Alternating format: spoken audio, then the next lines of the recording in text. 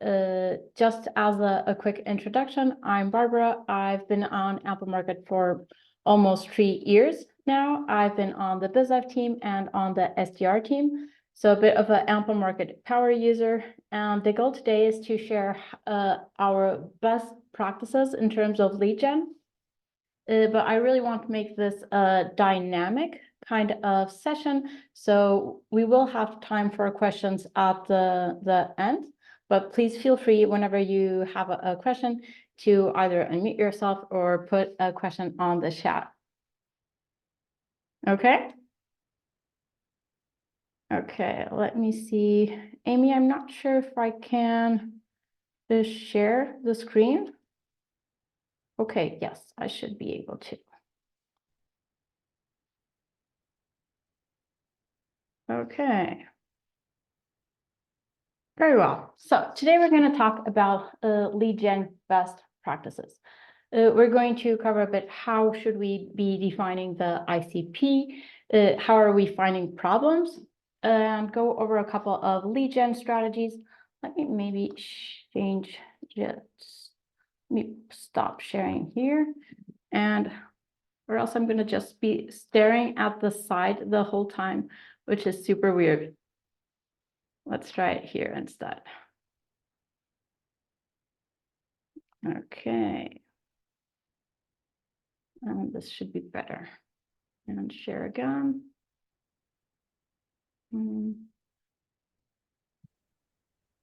So, can you see my screen? Yes. Okay, perfect. So we're gonna go over a bit how can we find our leads problems, go over some lead generation strategies, and a quick preview of email strategies, and then dive into questions. Okay? Very well. First things first, it's all about defining our ideal customer profile. And I know most of you definitely already have your ideal customer profile very clear. And that's actually the first thing to do. Okay, if you don't have your ideal customer profile super clear or you want to refine it, I would suggest analyzing your current customer base. Okay, and identify your key industries, the best performing locations, company sizes, department headcount growth, technographics, meaning if the company is using a specific technology, they're a better fit for you as customers. And then identifying your decision makers, the seniorities. And if you want to be even more specific, you can even analyze your close lost or your churn customers, because as important as it is to figure out, okay, who are we going to target? Super important also to who are we going to exclude, because it will help us to be even more targeted in our outreach and qualify the leads on the top of the funnel. Meaning, okay, you know that you want to target sales titles, but you don't want to target sales titles if it's sales federal or public or healthcare. So you can exclude those kind of keywords on the titles, or you can exclude specific locations that, you know, okay, they're always super interested, but they never have the budget. So let's exclude them. Same thing with department headcount growth. You can say, okay, if a company has more than 15 IT people, they won't be a good fit for us. So you can exclude them as well.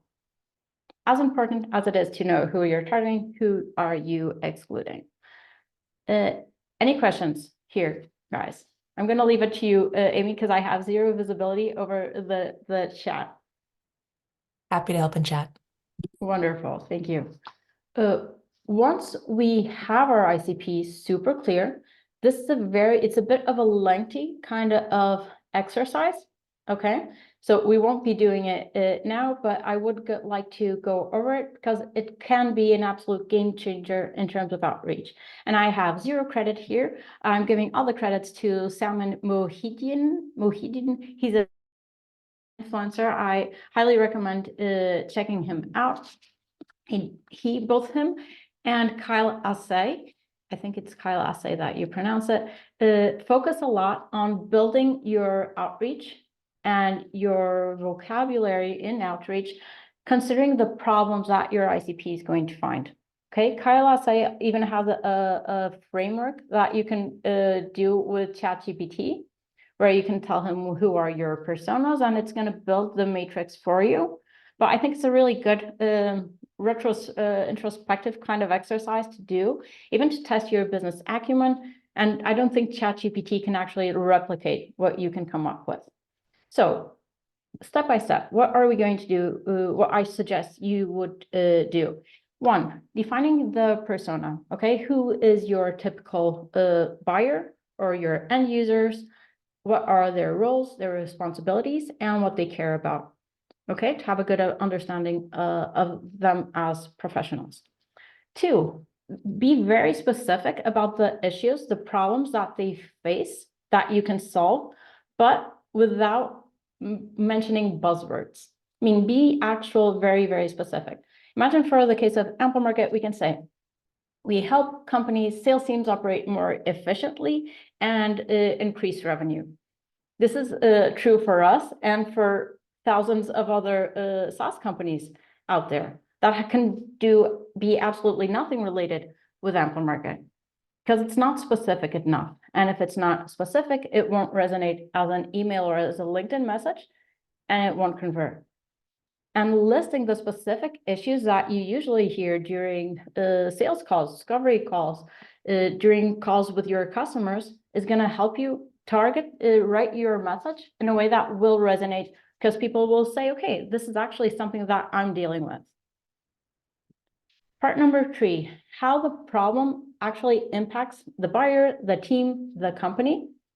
Okay, because then you can say, okay, you know how most companies are relying on inbounds or referrals, but it's not enough for them to hit their that year ARR quota. So they're starting to look into outbound, but they have no idea how to prioritize their 5,000 total addressable market accounts. So the SDRs just start spraying and praying all over the accounts with no relevant message. This is a specific problem that we know that exists, that we can solve either with the strategic lead generation or the AI copywriter. But if we just say that we will help you build more pipeline, it's not going to resonate, because it's not, they say, okay, I have a pipeline, but I just don't know exactly how to target it. So one, being specific about the problems and keep that in mind for the copy creation later. Number 4 is about the metrics that they are going to be worrying about. Okay, and this is going to be super different for the economic buyers, for the decision makers, or for the end users. While SDR might be super concerned about open rates and reply rates, maybe the head of sales is more concerned about meetings booked, like qualified meetings booked, and the CRO is going to be worried mostly about the actual ARR. Okay, he won't be worried about the open rates from the SDR unless it's a 2% open rate that will create an empty pipeline down the funnel. Okay, but be very specific about what are the KPIs that people are accountable for. So then you can give examples specific to those KPIs. And number 5 is the most important for us today, because it is, when are the problems more frequent? Okay, when are these people actually looking for solutions? Because that's when the magic actually happens. Because even if you have the perfect target accounts, if you don't know, okay, when should I be reaching out to them? Why are they looking for solutions? You'll miss your window and the message will not be as relevant. So that's where we are going to focus today.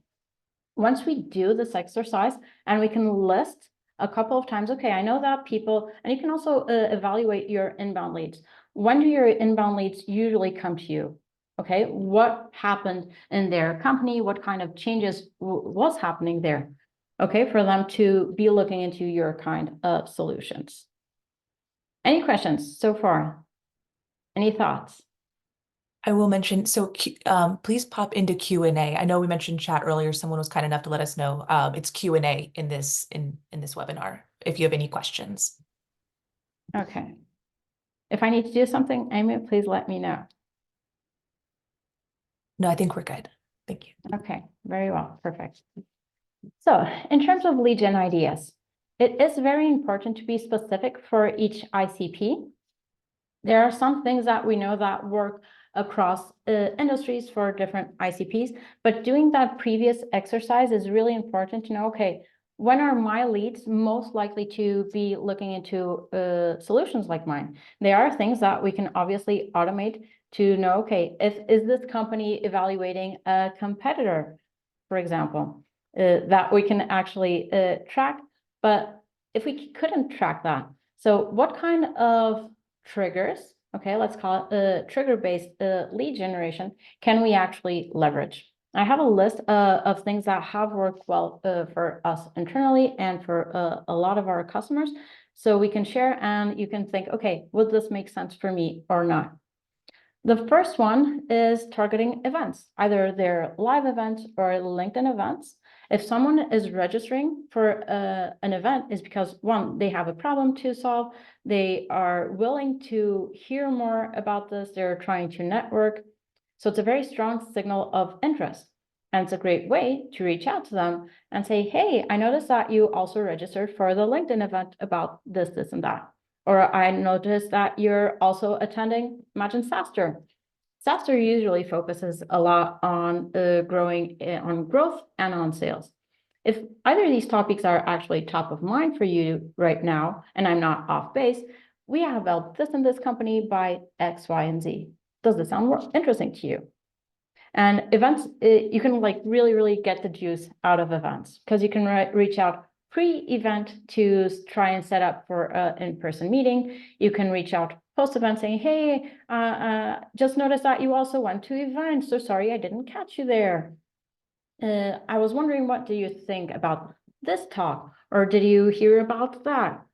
And then you can bridge it to your value proposition. If you're using, again, going back to the previous slide, if you're using a problem-based kind of copy, you can be very specific about why do you think you can reach out to them? Why do you think they need help with something? If they're dealing with a kind of problem, and if your assumption is right, and they are, they will be much more likely to reply.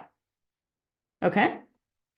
Even if it's an event, imagine that you are reaching out to CROs, but the person you saw as an attendee was a customer success manager.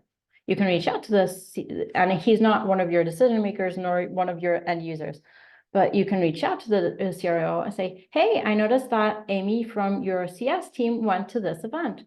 Since the event focuses a lot on this, this, and that, I was wondering if that's top of mind for your company at the moment. If you're dealing with problem, we can help by this, this, and that will increase that and that KPI, for example. Okay, so you can do a ABM approach as well, pre and post event. We've even had success reaching out to like 6 months after an event, saying, hey, for people that haven't opened the emails, for example, say, hey, I know that you went to SaaStr last year. We weren't able to connect by then, but I was wondering if this and this is still top of mind for you, for example. Just so it's such a good signal that we really like to get the most we can from it. Another great lead generation idea is tracking your champions. Okay, you can do this either by tracking your customers' companies on the past company, or you can do it automatically with job change alerts. Okay, and if you're tracking your champions as they hop between companies that are a good fit for you, these are usually much easier conversations to start with because they already know your company, you have a relationship, you don't have to pitch them, and it's just a very natural, organic kind of outreach saying, hey, I noticed that you joined company name, congratulations. You used to use your company at previous company. Could this be also a good fit for your new role? And usually job change alerts has a around 30% reply rate, which is amazing for outbound. And we also noted, because we were noticing that we got a lot of inbound leads from people that used to work on our customers because they went to new companies and they're like, I still want to work with Amplemarket. So why not do this more proactively? Buying intent. So if I'm going too fast, please do let me know. I mentioned a good question. Go ahead.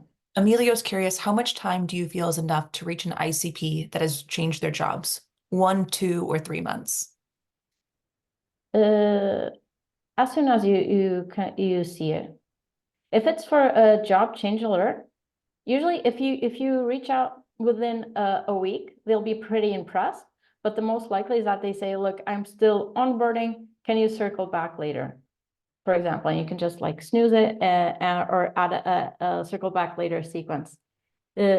Usually we are reaching out to people because our data is updated super quickly. Sometimes we reach out with the recent change job approach and they say like, I'm 3 days in. How did you see this? And they say like, please circle back later, but still they're impressed that, okay, well, this cannot have been automated, although it was, because it was so quick. If it's a really good signal to you, I wouldn't wait. Early bird gets the worm. Okay, because even if it's something that they're still onboarding and they would say, okay, like I need to like put my feet under myself, like onboard, see what's being done. But you can already have like the foot in the door. You start the conversation like, yeah, of course, I'll circle back in 3 months or on 2 months, and you can connect on LinkedIn. If you are posting actively, you'll keep somewhat top of mind. You can share some resources with him, like, hey, I know that we agreed to circle back a bit later, but I thought you might enjoy this. Again, if you know what kind of problems they're facing and you know how you can help, you know what kind of resources could be helpful for them. So you can kind of keep top of mind. So I wouldn't wait. You can just like reach out. Any other question, Amy? Not yet, but keep them coming. Perfect. Buying intent signals. So if a lead is evaluating your competitor, there's no reason why they couldn't evaluate you too. You can track this automatically with buying intent signals, but we also check some ways that you can do this via LinkedIn. Okay. On the recent job recently changed jobs. This is one of my absolute favorite approaches because it's super scalable. It usually gets amazing replies. Okay. And again, it does depend on your ICP. If this is a timing where they are evaluating new software, new services, new solutions or not. But most of the times, if it's a decision maker, a leader within a company that just joined, super frequent that they were hired to improve things. They have a big job coming up. They are actively being very well paid to improve things, to reevaluate how things are being done, evaluate tech stack. They usually have a budget as well. And their organization is very open to the ideas they're bringing from the outside. That's why they hire them. And it's a great way that you can automate, and we'll jump into Amplemarket to check that and say, hey, I noticed that you just joined company name. Congratulations. Most of the times that I talk with new titles, they're looking into, they're dealing with problem that you did on the previous exercise. If I'm not off base and you're currently looking into solutions to improve KPI, we have helped this in this company by X, Y, and Z. Does it sound interesting? Or will this be worth a chat? For example, same for promoted. I was looking into company names and noticed that you just got promoted. Congratulations. It usually works beautifully. You can do a saved search on this. And whenever someone new matches that criteria, they're going to populate there automatically. And you just have to press a button and do the outreach that you know it works. Other more LinkedIn related. Actually, let's jump into the hiring for specific positions because it's still within the searcher. And then we can jump into Amplemarket to check it. Hiring for specific positions is also a great approach. If you're working within the HR outsourced services, it's a great way to find new customers. Or if you're targeting companies that are hiring remotely under the company location, and we'll see this on the searcher, you can say, okay, I only want to see companies that are hiring remotely, only want to see companies that are hiring for IT developers or for backend engineers. And then you can reach out to your decision makers or the hiring manager and say, hey, I noticed that you're hiring for this position. Is this project coming up? If I'm not off base, we can help, and you're dealing with problem, we can help you by X, Y, and Z. Okay, so it's a way that shows that you did some research on them, that you have business acumen, that you can be not only personalized on your outreach, but relevant. And I think it's increasingly important to actually be relevant on your outreach, not just personalized, because it's amazing that what AI can nowadays do in terms of personalization, but it is important to be relevant, to find this key timing to why am I reaching out to this person today? And then you can be personalized on top of that. But even if you have the best personalization in the world, but it's not a good timing for the person, it's going to be so much harder to actually convert them into a closed one. So continuing with the lead generation ideas. There's a lot of ways that you can prospect from LinkedIn, and LinkedIn is a great way to actually identify this key timing. Because if people are engaging with posts, if they're following people, it's a good signal that today they're trying to learn more about this. They're trying to network, find solutions. So let's hop into LinkedIn. Just to give you an idea, there are a couple of plays that I would like to walk over with you. We're still on time. So we can cover LinkedIn, extracting leads from LinkedIn posts or ads from your competitors, following specific creators, or people that are engaging within LinkedIn groups.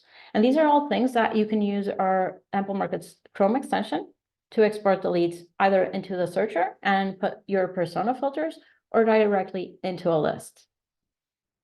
So let's hop into, look, it's me.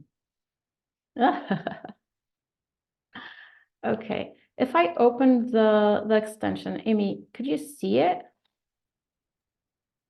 Not yet. It looks like it's loading. Okay, Right. but it's appearing.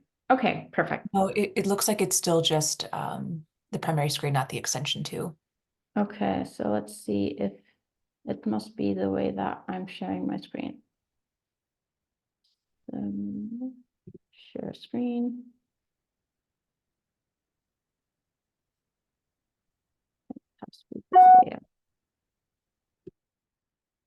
What about now?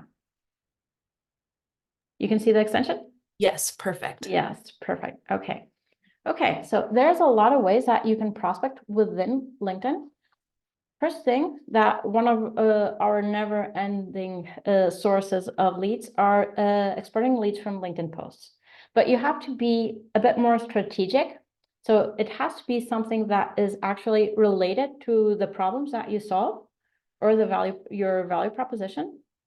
Okay, so you can bridge it, because if you're reaching out to a post that has zero to do with with what you can actually help them, it's gonna come off like kind of awkward and it won't be as relevant. It's not as a clear intent signal from your lead. So first, doing our homework, finding relevant content creators within LinkedIn that we can track and get the leads from those posts. If you're commenting on those posts, even better, because whenever you comment on a post, the people that interacted will get a notification saying these people commented on the post. So it's another way for them to like get more familiar with your name. So that would be a best practice. Whenever you want to export leads from a post, you can do like the extra mile and comment on the post as well. So when you reach out and say, hey, I noticed that you also commented on original poster's LinkedIn post, it's going to feel much more organic. Okay, getting leads from LinkedIn posts. Other ways that you can track, besides having other people's LinkedIn posts, is getting people interacting with your company's LinkedIn posts that mention your company, or posts that mention your competitors. Okay, if you're tracking the posts that mention your competitors, I would not mention that that's the source that you got the leads from. Although they convert beautifully, it comes off kind of of awkward, but it's a great way to, if it's something that, okay, this is a good signal, I just don't want to mention it. Either it's a post mentioning your competitors or getting leads from your competitors' ads. You can use the AI copywriter because it's going to create a personalized message based on the lead's LinkedIn profile.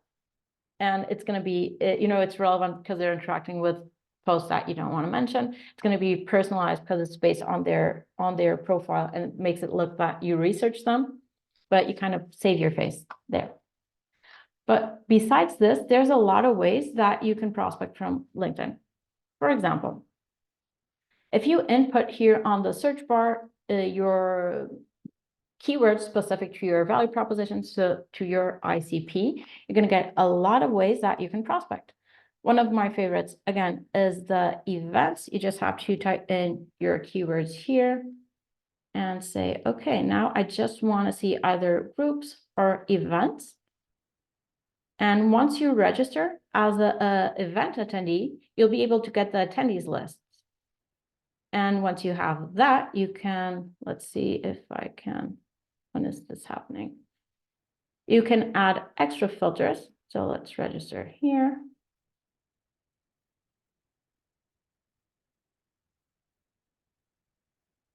And see the attendees. Once you have you're registered, you can only do this if the event hasn't happened yet. So you get the attendees, and you can come into all filters, and you can filter, be more targeted, okay? Because we definitely don't want to reach out to 2,400 people, okay? We just want to reach out to people within our ICP, qualified leads. And so you can come here, you can filter it by the location, by the industry, the profile language, if it makes sense for you, the category, or you can do Boolean searches here on the titles. This is something that we use a lot. Okay, so you can say sales and manager or VP or head or CEO or founder, for example. Once you filter this down a bit, you can open the extension and open the leads either on the searcher or just enrich them on as a list. Okay, and then we'll reach out to them and say, hey, I noticed that you also registered for increasing your sales with Microsoft Outlook on LinkedIn. If you're looking to build a bigger pipeline because you're not getting enough inbounds or referrals, or you just want to explore, be more proactive about who you're reaching out to, we can help you by X, Y, and Z, for example. This is one of the ways by events. Let's go back into, let's reset here. And let's go back here. Groups is also a good approach. It usually doesn't convert as well because I don't think it's as timely sensitive. So an event is something that it's going to happen over the next few days. So the lead most probably showed some interest recently about this, but if not, but the group is something that they might have joined 3 years ago and never thought about again. It does depend on the ICP. If it's a very specific group, it could be a clearer sign, and it does depend also on the group activity. If it's a super active group, it's a stronger signal, then it's a group that has like 1 post per month. Still on this search bar, we cover the events, the groups. There's a lot of interesting things that, oops, you can do still here. Give me just a second to rejoin.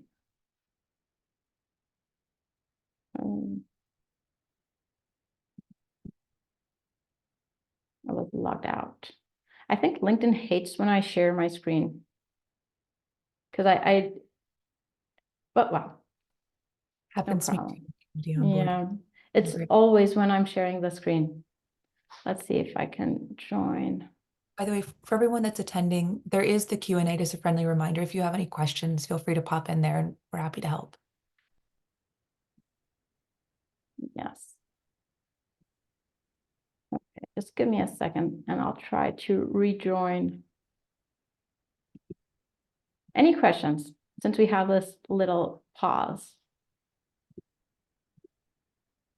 I don't see any popping in yet, but feel free to ask. This time is yours.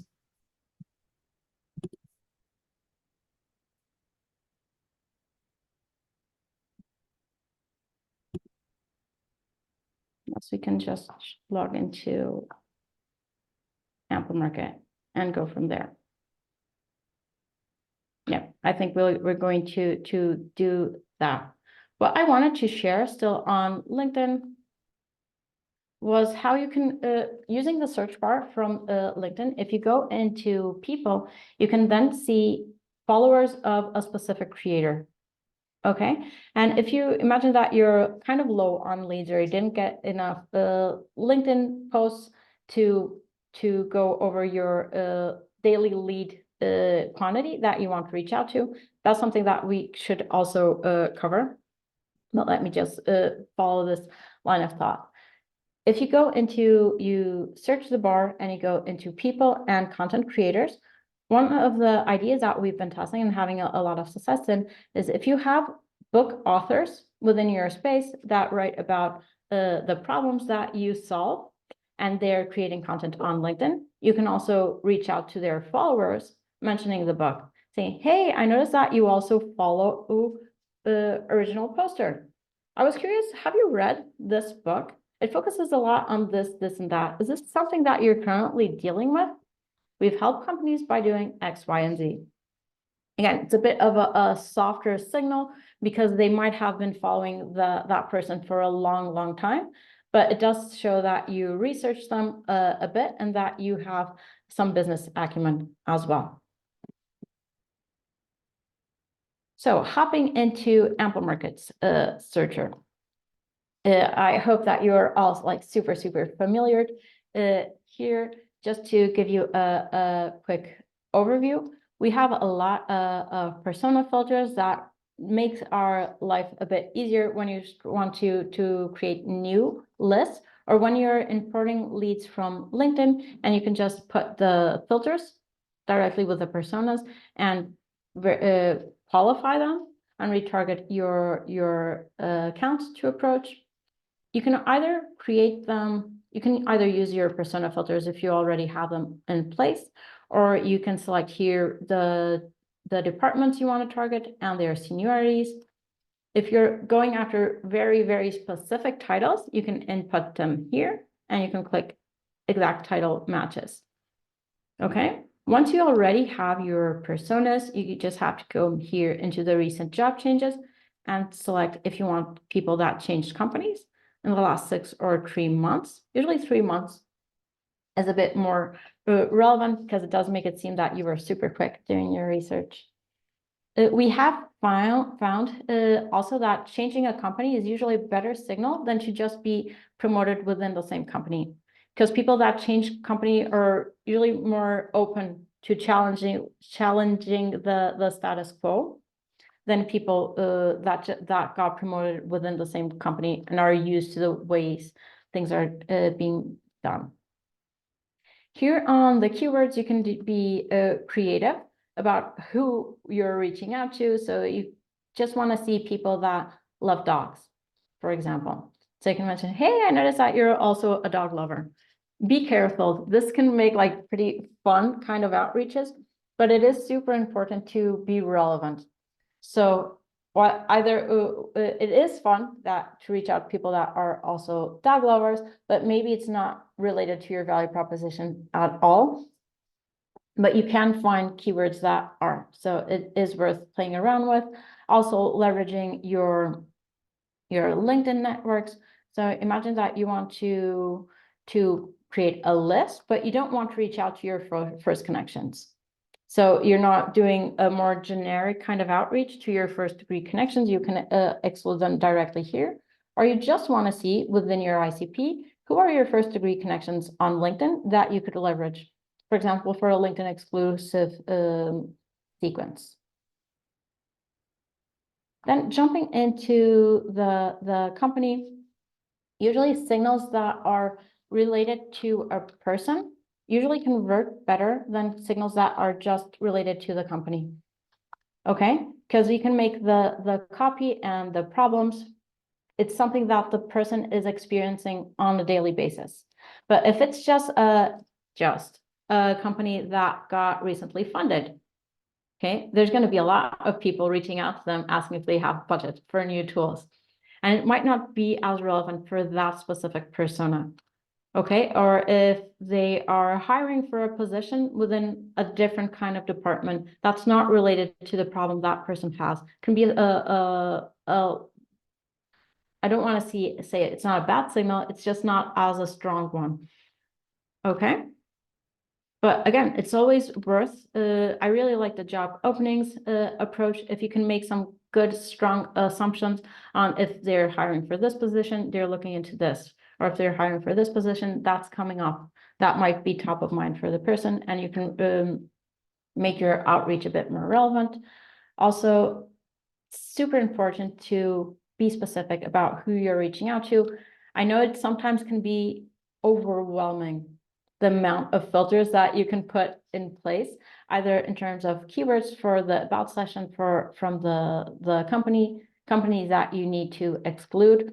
Just for you to have an idea, we have hundreds of excluded industries usually on our approaches, because it's super important that you're reaching out to the people that you feel quite certain that you can help them with, and that they would be very successful using your services, your tools. Also here, the client focus, which was an amazing add-on from our machine learning team. The locations, of course, technographics, if a contract is likely to expire soon, for example. It's also a very, very smart filter to use. Here on the department headcount, okay, again, if you know that, okay, I just want to see companies that have more than 3 developers, but not that they have more than 20, or on the marketing team or HR team, whatever makes sense for your specific use case. And that's, again, a lot of what you can do using Amplemarket to help you find the right people, try to identify the right timing. And then there's a lot that you have to do in terms of copy creation. Besides doing all of this work, finding, okay, how am I going to prioritize the accounts? Why am I reaching out to them? How am I going to personalize the outreach? Once you do outreach people, sometimes they say that they never open, they never reply, they reply and then ghost you. There's a lot of ways that we can also re-engage with, if you know that it's a good account, it was a good lead, it was a good signal, sometimes it is worth re-engaging with them and trying to actually get that meeting booked. One of the ways that you can do that, we still have a bit of time, is by leveraging interested not booked. And you can hop into the contacts page for a specific time zone and say time frame, and say, okay, I want to see leads that were tagged with an interested reply. And you check meetings booked, and you just see everyone that has an interested reply ideally should have a meeting booked. But if they don't, you can reach out to them, or you can do ABS kind of approach. Go after other decision makers, see if you can get a meeting with that account. Also, re-engaging with your closed lost deals. It's usually a easier conversation to restart if they already had an intro call, if they already had a demo, because they already know a bit more about your product. Maybe it was just bad timing. Do filter it. Use your CRM filters to only reach out to very qualified leads. And again, you can re-engage with them directly or with different kind of decision makers. You do have the option on the searcher to paste lists of companies. If you go into a current company, you can paste a list of companies and then find the decision makers. You can use it for closed lost as well. Inbound leads that never booked. So they came in through inbound, but for some reason they never actually booked a meeting, or they no-showed. Again, re-engage directly or with other decision makers, or with leads that never opened the email. If they didn't open the email, it doesn't count. You can re-engage with them. But I would try and engaging via different channels. So if it's a person that never opens cold emails, it's a good option to re-engage with them via LinkedIn or try cold calling them. Okay, so these are a couple of different lead generation ideas. Once you have, okay, these are, this is my ICP.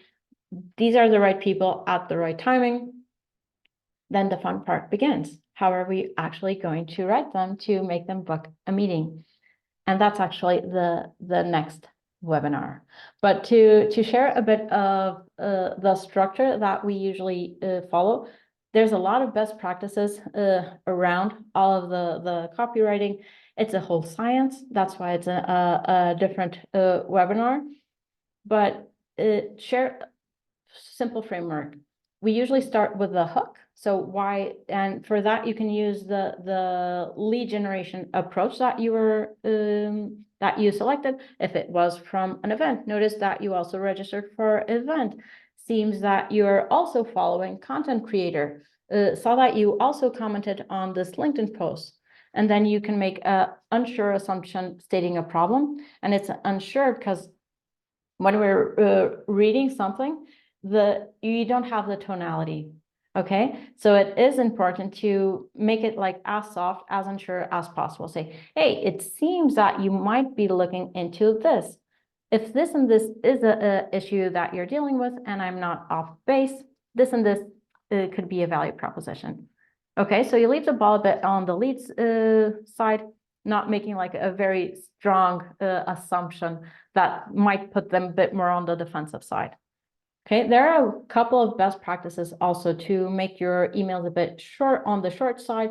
So from 50 to 100 words maximum. So you follow the no scroll rule, meaning if the lead opens the email on a mobile phone, they don't have to scroll to read the whole email.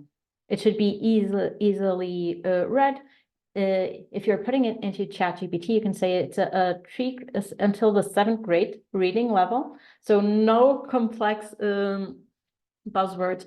If you can write this stating the specific problems that your leads mention, again, if you can even use the vocabulary that they're using on discovery calls or on demos when they're stating their problems, the conversations that you're having with your customers, if you can paraphrase that, it's perfect. Okay, and then you can state your value proposition. Usually interest-based call to action seems to work best than just asking directly for time from the lead. But as important as it is to like have this unsure tone, just check if they're interested, it's super important to give them easy access. If they are like really interested and they want to move fast, I would suggest putting a request demo or book a meeting link in the signature. So they don't have to go into the website and come through inbound. If they're interested, but they don't want to reply to the cold email, they can just select a time from the calendar. And it's easy peasy. So this, I think, is it. Thank you so much for everyone that has joined. And we do have time for questions. It's a Ask Me Anything. We have two in the Q&A. So the first one is, in targeting different decision makers, this goes back to the re-engaged. Is there risk of making your previous contact angry? Do you have tips for avoiding angering them? It depends. So, and what would be the use case there? If it's a lead that if they never booked, or if they reply they were interested and then they like went silent on us, I don't think they would be angry. Like they didn't show it, they didn't want to follow up. If it's, for example, for a closed loss deal and the lead is still there, I would probably start there. I would re-engage first with the lead, and if they didn't reply, I would multi-thread. It's fair game. All right, our next question is, can you explain again how to reach out to followers of content creators from LinkedIn? Yes, that's actually what I was trying to, let me see if I can reconnect with LinkedIn. I think I'm blocked. Let me see. But well, if you go into, I'm going to try to describe it. If you go into LinkedIn and you see the little magnifier glass, the search bar at the top, you just click enter without typing in anything. And on the left corner, you'll see people. So you click on people. And then you have to go into all filters. Does it show that I've done this a lot? I know the process by by memory. You go into all filters, and then you should see followers of a creator or creator followers. And then you can check for a specific creator that you have in mind.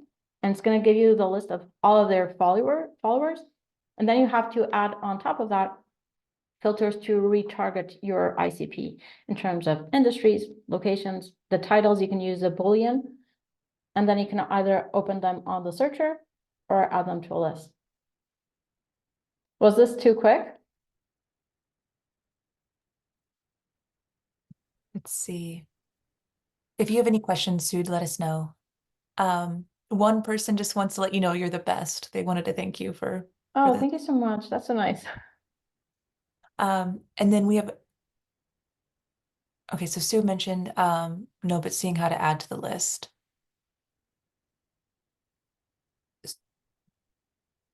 Okay, she's wanting to have a little bit more. Would it help if maybe I shared my screen to kind of guide through LinkedIn? Yes, absolutely. Let me see. Can I stop sharing? Stop share. Yes. Okay. So we'll do it from my side to help. Okay, let me know once you can see my screen. So On the people, first you have to go on the people. There, all Filter. filters, And then followers up, correct? followers of, exactly. So let's do Sarah. We recently met with her. And then show results. Mm-hmm. Okay, perfect. And then it would be taking them into, If you want to, because I think we can only export 1,000 leads at a time. So I would add, and we want to be mindful of who are the people that we're pulling in. So you could filter their extra by the industries, by the locations, profile language, just to make sure that you're being specific about who you want to reach out to. let's see what took us down a little bit. Let's add in, Say, for example, founders.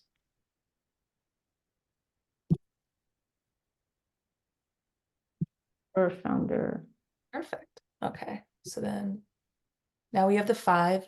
And then from here, you could add to a list, Sue, or you could bring them back into the searcher. I'm gonna pull up the Q&A just to make sure this helped. Okay, perfect. All right. Wanted to make sure we could help you out there.